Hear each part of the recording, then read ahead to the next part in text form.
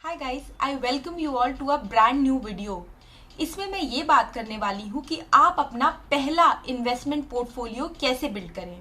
But उसके पहले अगर अभी तक आपने मेरा चैनल सब्सक्राइब नहीं किया है तो प्लीज़ इसे सब्सक्राइब करें और बेल आइकन को प्रेस करें ताकि आपको मेरे आगे आने वाले वीडियोज़ के टाइमली अपडेट्स मिलते रहें। तो चलिए शुरू करते हैं। बहुत सारे लोग जो ऑलरेडी इन्वेस्टमेंट कर रहे हैं वो आपको ये बता पाएंगे कि आपका पहला इन्वेस्टमेंट पोर्टफोलियो कितना बड़ा माइलस्टोन होता है आपकी इन्वेस्टिंग जर्नी का। और बहुत सारे लोगों ने काफ़ी सारी गलतियां भी की होंगी, जैसे कि अपने पोर्टफोलियो को अच्छे से डाइवर्सिफाई नहीं किया होगा या फिर एक ही तरह की कंपनीज में एक ही तरह की कई सारी कंपनीज में इन्वेस्ट किया होगा। तो ये जानना बहुत इंपॉर्टेंट है कि आपका पहला इन्वेस्टमेंट पोर्टफोलियो कैसा होना चाहिए। तो इसमें सबसे पहले आता है रिस्क। आपको ये समझना बहुत ज़रूरी है कि आप एज अ पर्सन कैसे हो। क्या आप ज़्यादा रिस्क लेना पसंद करते हो या फिर आप एक कंजर्वेटिव इन्वेस्टर हो या कंजर्वेटिव पर्सन हो। मतलब कि रिस्क टॉलरेंस को समझना एक बहुत ही एसेंशियल पार्ट है आपके इन्वेस्टमेंट पोर्टफोलियो का। और अब आप लोग ये सोच रहे होंगे कि ये कैसे डिसाइड करें कि हमारा रिस्क टॉलरेंस कितना है। तो उसके 3 फैक्टर्स होते हैं। इसमें पहले आता है कि आप कितना रिस्क ले सकते हो।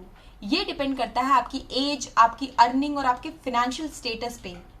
सेकंड है कि आखिर आपको रिस्क लेना भी है या फिर नहीं। ये डिपेंड करता है आपके फाइनेंशियल गोल्स के ऊपर। और थर्ड है आपके इन्वेस्टमेंट का टाइम पीरियड। अगर मान लीजिए आप किसी शॉर्ट टर्म गोल के लिए इन्वेस्टमेंट कर रहे हैं तो आपको ज़्यादा रिस्क नहीं लेना चाहिए। वहीं पे अगर आप किसी लॉन्ग टर्म गोल के लिए अगर इन्वेस्टमेंट कर रहे हैं तो आप थोड़ा ज़्यादा रिस्क ले सकते हैं। वैसे तो पोर्टफोलियो बिल्डिंग कई तरीके से की जाती है, बट आज की वीडियो में हम इसको काफ़ी सिंपल और बेसिक रखेंगे और इक्विटी और डेट एलोकेशन के फॉर्म में इसको समझेंगे। सो आपके रिस्क टॉलरेंस के हिसाब से आपका 3 तरीके का पोर्टफोलियो बन सकता है। पहला है if you are a conservative investor. Conservative का मतलब है कि आप ज़्यादा रिस्क नहीं लेना चाहते हैं। तो इस केस में आपका 60 to 80% allocation fixed income product में होना चाहिए और बाकी का रिमेनिंग इक्विटी में होना चाहिए। सेकेंड है if you are a balanced investor. Balanced का मतलब है यहाँ पे रिस्क और रिटर्न बैलेंस हो रहा है। इस केस में आपका 50-50% इक्विटी और डेट का एलोकेशन होना चाहिए।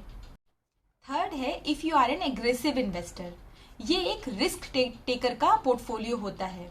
यहाँ पे आप जितना ज़्यादा रिस्क ले रहे हैं उतनी ही ज़्यादा रिटर्न्स एक्सपेक्ट कर रहे होते हैं।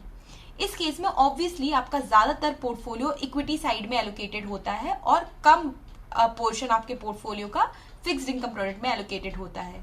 आप 80% इक्विटी और 20% फिक्स्ड इनकम प्रोडक्ट में भी एलोकेशन कर सकते हैं। अब यहाँ पे एक पॉइंट नोट करने वाला ये है कि आपका रिस्क टॉलरेंस आपके टाइम के साथ साथ चेंज होता जाएगा। तो उस केस में आप अपने हिसाब से अपने एलोकेशंस को चेंज या मॉडिफाई भी कर सकते हैं। एक सिनेरियो ये भी हो सकता है कि लेट्स से आप लेस रिस्क टेकर हो बट अभी मार्केट में बुल रन चल रहा है। तो उस केस में आपको अपने पोर्टफोलियो का थोड़ा ज़्यादा पोर्शन रिस्की प्रोडक्ट्स में लगा देना चाहिए, क्योंकि बुल रन के टाइम पे चांसेस बहुत हाई होते हैं ग्रोथ के। अब ये तो हो गया रिस्क। सेकेंड पॉइंट जो आपको ध्यान देना चाहिए वो है डाइवर्सिफिकेशन। यहाँ पे आपको ये ध्यान देना चाहिए कि आप ज़्यादातर ट्राई करें कि आप mid cap, small cap, large cap ये सारे तरह की कंपनीज में इन्वेस्ट करें।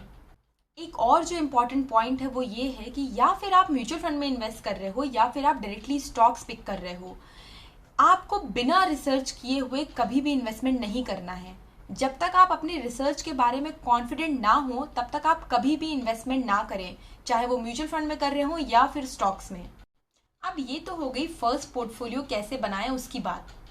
अगर अब फर्स्ट पोर्टफोलियो बन गया है तो आपको एक बात ज़रूर ध्यान रखनी है कि आपको अपने पोर्टफोलियो के परफॉर्मेंस को पीरियोडिकली ट्रैक करते रहना है और अकॉर्डिंग टू दैट आपको उसमें चेंजेस भी लाते रहना चाहिए, क्योंकि मार्केट टाइम के साथ साथ चेंज होता जाता है। तो एटलीस्ट क्वार्टरली आप अपने परफॉर्मेंस को ट्रैक करें और अगर कोई चेंजेस रिक्वायर्ड हैं तो प्लीज़ उसमें चेंजेस करते रहें। तो आई गेस इस वीडियो से आप सबको समझ में आ गया होगा कि वो कौन कौन से पॉइंट्स हैं जिनको आपको ध्यान में रखना चाहिए अपना फर्स्ट पोर्टफोलियो बनाने के पहले। अगर आपको ये वीडियो अच्छा लगा हो तो प्लीज़ इसको लाइक करें और इसको और भी ज़्यादा लोगों को शेयर करें ताकि उनको भी ये सारी इन्फॉर्मेशन मिलती रहें। और अगर अभी तक आपने मेरा चैनल सब्सक्राइब नहीं किया है तो प्लीज़ इसे सब्सक्राइब करें, क्योंकि यहाँ पर हम फाइनेंस और पर्सनल फाइनेंस से रिलेटेड बहुत सारी इंपॉर्टेंट चीज़ें सीखते हैं।